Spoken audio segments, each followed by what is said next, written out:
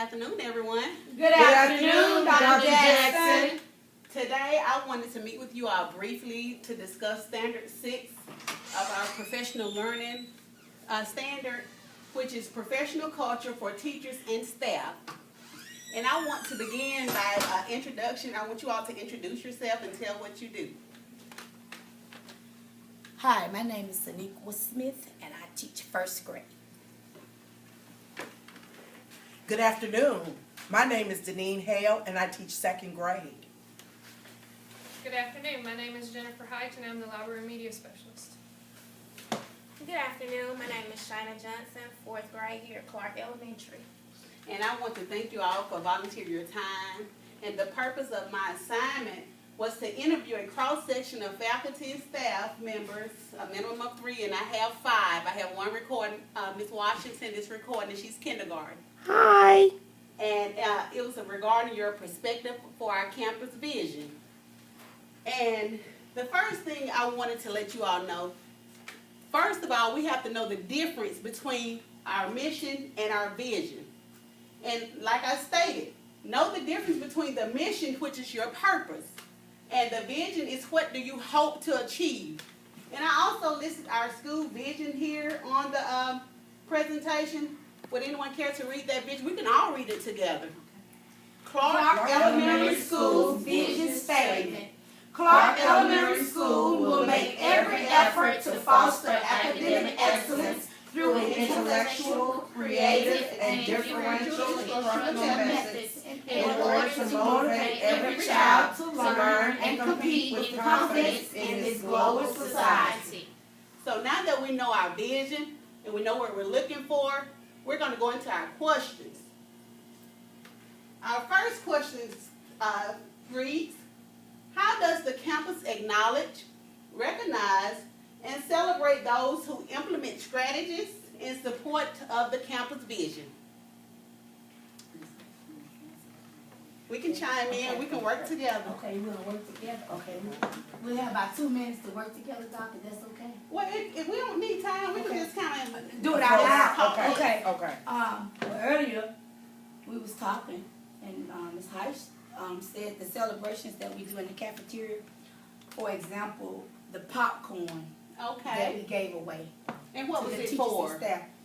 It was dealing with, what's that, the PTO? Attendance. Attendance. Okay, attendance recognition. Okay, so that's something that we did to reward our students, because guess what? If our students are not here, our babies can't learn. Correct. So therefore, we want to make sure we let them know we appreciate them being here.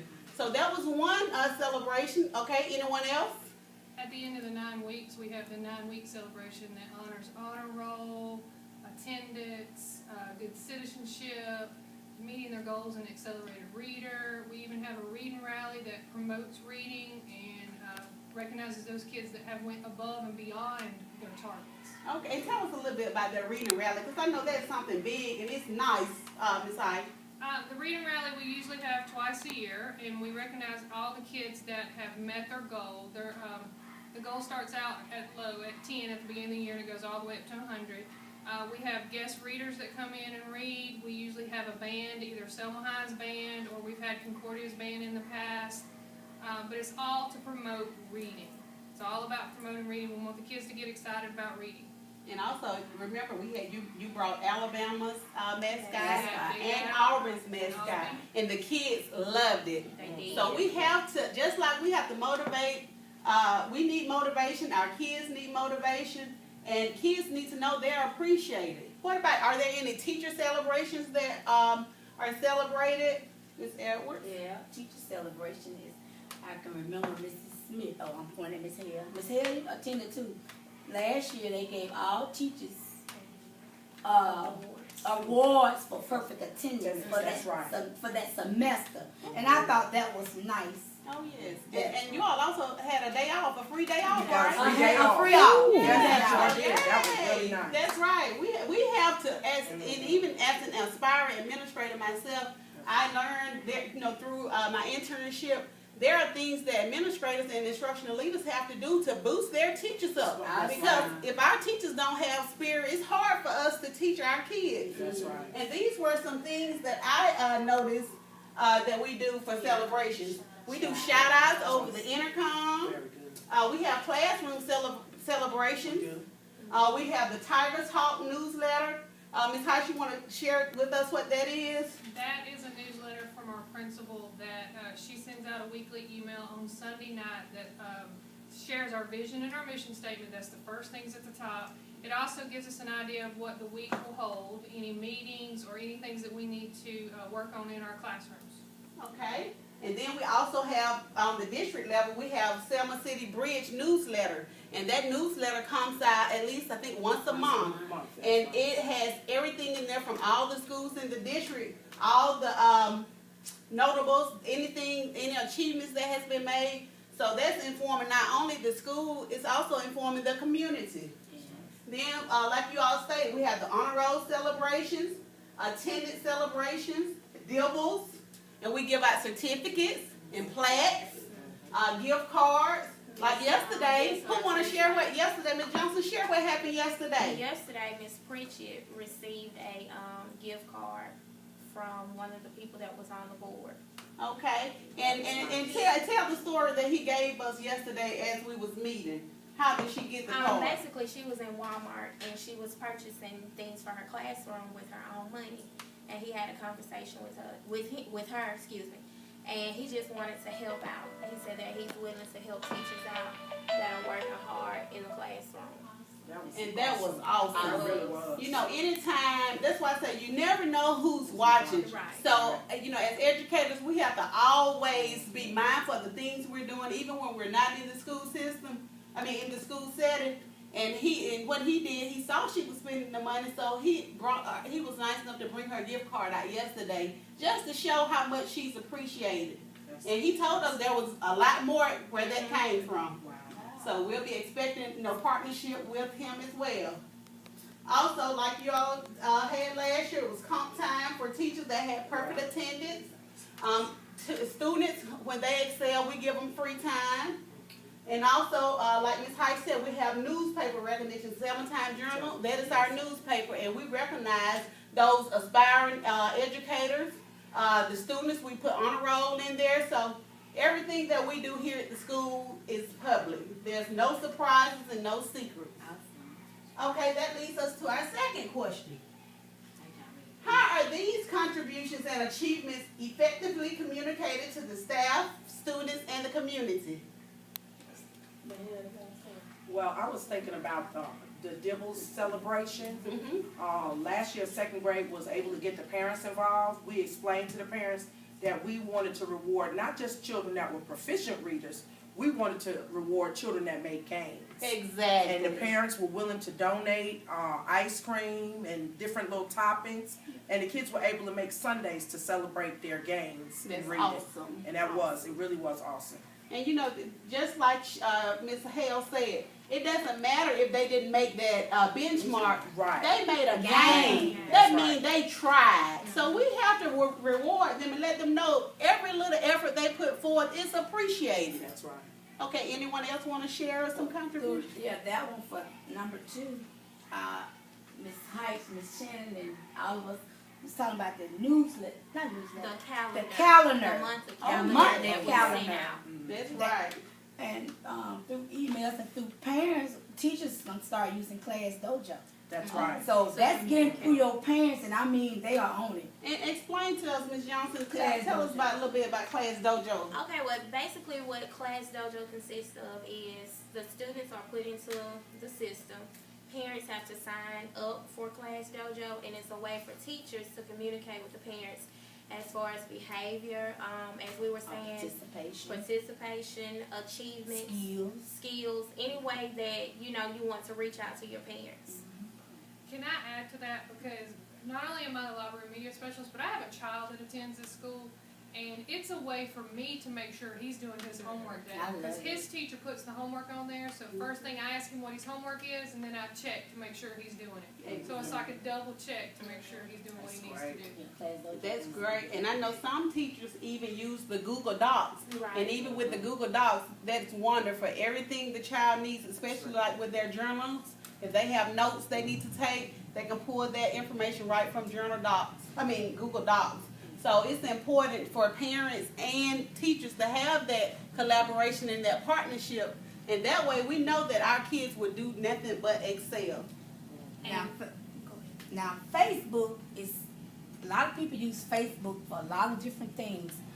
And good things through the community. Just like the city council came over here to give that gift card, that's community.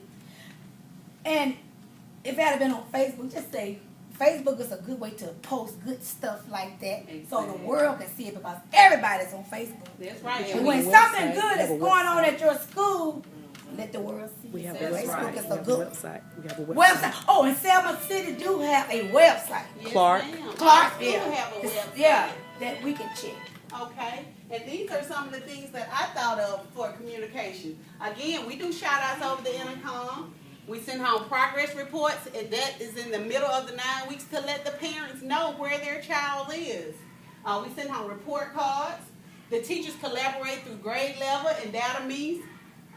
We have weekly or bi-weekly PLCs where all the educators get together and we talk about what's going on. We talk about any barriers our kids are facing and what we can do to help them overcome those barriers. We look at data. We see where they need help at. We have parental engagement meetings, PTO meetings. Again, we have the Tiger Talks. We have our school website. We have our school calling cast. And with the calling cast, the parents are called and informed of things going on at the school. Their text and email. If they give us an email address, we email them as well. We have, again, classroom celebrations, award ceremonies, and our newspaper. And that takes us to our third question. How does the campus use innovative thinking, risk-taking, or failures as a learning experience to promote the campus vision? Adrian Seals, please come to the office. Thank you. Okay. One thing that I've noticed just this week, or actually last week, was the teachers sat down with the students and did the goal setting. Exactly. This is where you are, this is where you need to be. So they're communicating with the children what they need to be doing so they can do that innovative thinking and risk-taking without having to worry. Because they're doing it one-on-one. They're not broadcasting it to everybody. So the child has that one-on-one with the teacher. And I That's really great. like that. Oh, I love that. And for risk-taking and failure, I think it was this year. With the writing that we do for risk-taking and failure, we let them edit their paper. Like just say they turn in, we give them a chance to go back. Okay, go back and proofread, edit it, what you have wrong, and get it right. To make, even if it's wrong, you have a chance. Exactly. So that'll fall in that failure part. 'Cause Exactly. if you trying to do something that's wrong and you go back and correct it, that should fix that. You're gonna take a risk because you're giving it to me. That's right. But when you go back and correct it, then that's good. That's an experience to promote you. And we need to encourage our kids. When we fail, many people that fail, they fall on their back. That means we got a chance to get up. So we need to let them know it's okay to fail. Guess what? We learn from our mistakes.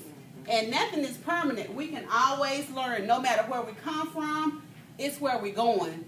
So, and another thing, some things I set up. Intervention. Intervention. Reading Exactly. and math intervention is a Intervention way is good. to correct those failures. Oh, yes. And even through AMSTI, the Alabama Math Science Technology Initiative, he gives them that hands-on learning where there's not just one answer. Exactly. There's multiple answers to the same question. It's just how did you get there? It's that Exactly. thinking behind They it. learn through trial and error. And that goes That's a back good to thing. project-based learning as well. Exactly.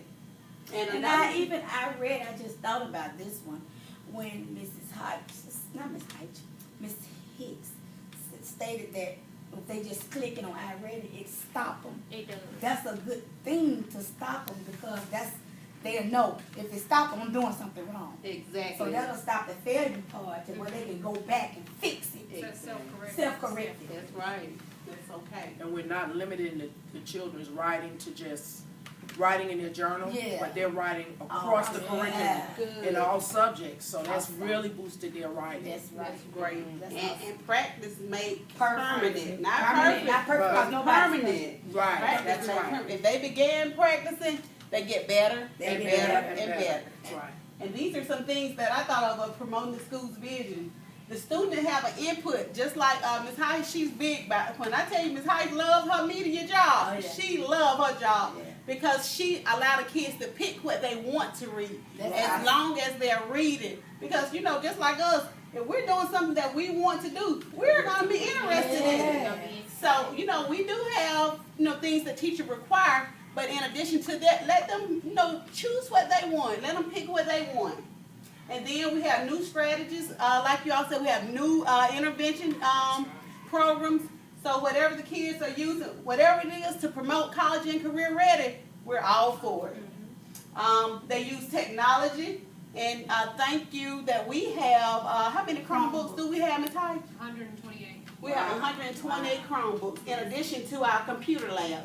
So we have a good little bit of technology. We can use more, but we have enough to have everyone covered at one set time. Weaknesses indicated on test scores are utilized to drive instruction.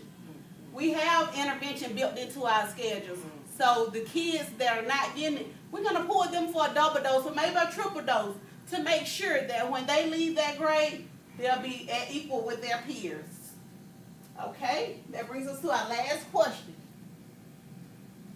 What processes are used in improving morale, which moves the campus toward the realization of the campus vision? PO, our professional development. Okay, our professional developments. Anything else? A lot of our morale was kind of low because this is the third principal we've had in a couple of years. Yes. But Miss Thrash came in putting us first. Yes. I think she didn't come in trying to change everything. She came in trying to see what works, what doesn't work. And from day one, she was trying to encourage us instead of talking down to us. Exactly. And then a lot of things that she did change, it was for the best. Yeah. So, you know, and we always say it's not about us, it's about the children. Right. So whatever changes were made, they were needed. Right. We have to let our teachers as well.